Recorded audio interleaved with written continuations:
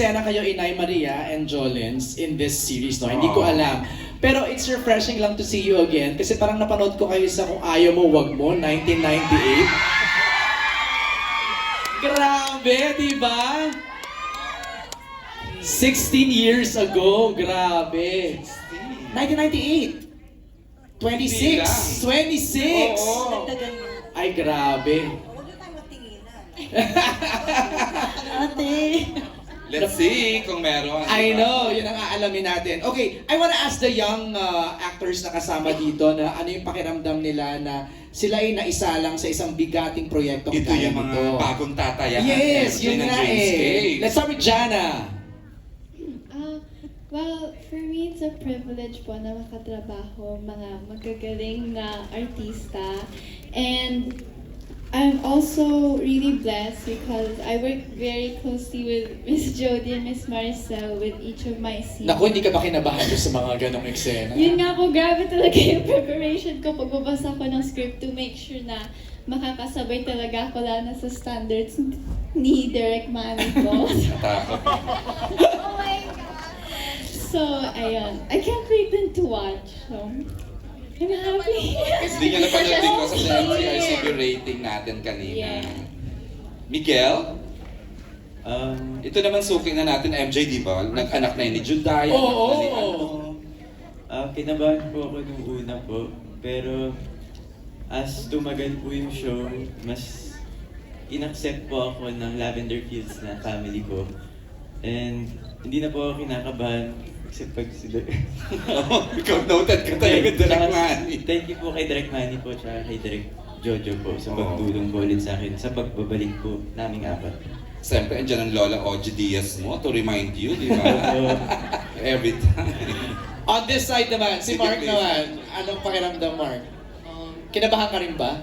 Yeah, syempre, lahat po kami kinabahan at first, pero na-realize din namin na it's a great opportunity for us po. And just like Jana said, it's a privilege po na makatrabaho silang lahat.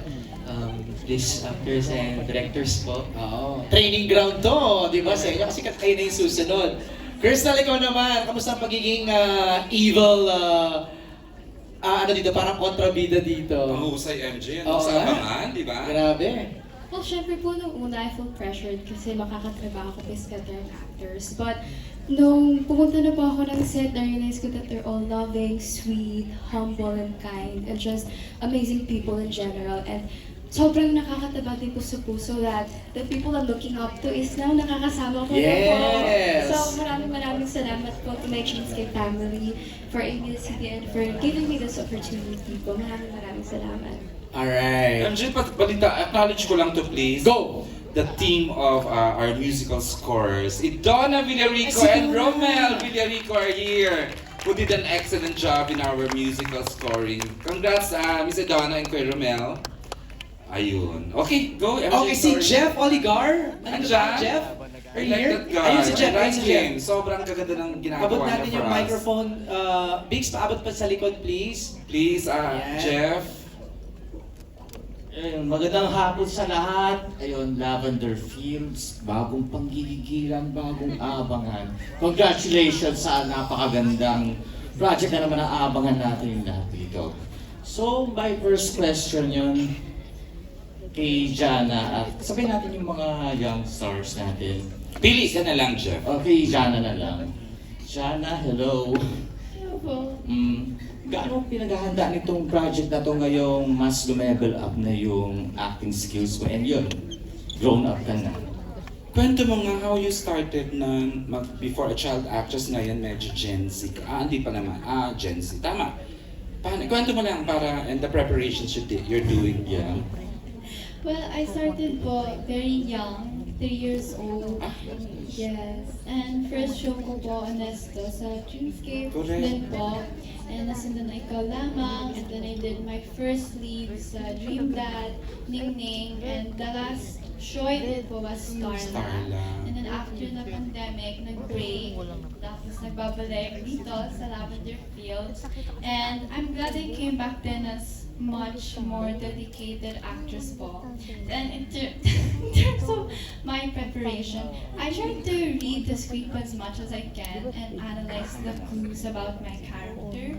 And I try to embody those traits po and give life to Mira. Ayan, maraming salamat, Jana. And ito, second question is for Miss Jody Santa Maria. Hello. Ito na naman tayo. Hello. So ito, marami tayong nakikita mga ganong klaseng proyekto, action. Pero ito, ano yung pagkakaiba niya dun sa...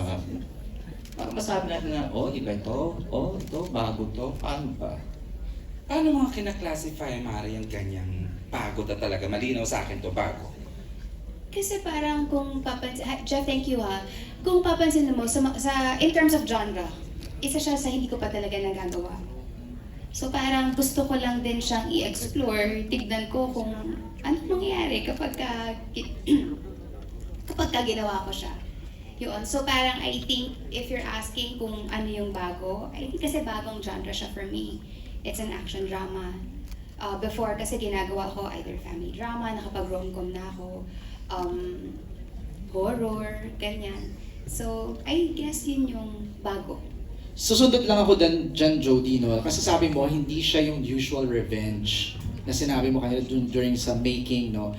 I wanna ask Joel Mercado, our creative manager, yung sinabi ba ni Jody, talagang hindi siya the usual revenge story? Oo, not the usual revenge story. As the branding goes, the grandest, di ba?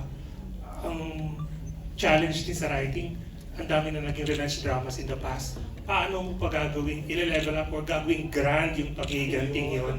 So, yun yung kakaiba dito kasi iba yung gagawin ni Lavender Fields sa pagkuha ng mga nawala sa kanya. It's going to be grand. Kaya gusto ko yung ginamit mong word kanina, Jody, or si Echo yata yung gumamit ng word na yun, redemption. More than revenge, it's redemption, no? Kasi parang kung titignan mo siya, diba? Sometimes pag narinig natin yung revenge, ay, wala nang i-offer yan na bago na hindi namin nakita or hindi namin napanood. But then, kasi pwedeng kung titignan mo, yung classification niya is revenge. But then, ano yung nakapaloob doon? So, it's a story, it's really a complex tale. There's love involved, there's duality involved there, and then ang pinaka-importante is yung redemption aspect. Diba? Parang hindi ka naman mabubuhay lang or gugustuhin mo lang papanganak ka para lang maghiganti. And sometimes hindi yung paghihiganti mo hindi naman para makasakit ka talaga ng tao. Yung paghihiganti na yun is gusto mo lang kunin yung para sa'yo. Yun. Para sa Thank you. sarili mo, di ba? Galing. Galing. Thank you, You're good, candidate Jeff. number Thank you, 4. Jeff. Well done. Jay. Looking forward ako na mapanood natin yung Lavender Fields sa TV or sa Netflix. At saka Thank sa you, Iwan Jeff. MJ, Yes. baka makalimutan ko lang kasi the last time we saw her sa isang phenomenal show, wala siyang ginawa kundi manampal left and right. Pero dito parang wala pa ako nakikita. Nay, anong feeling na parang may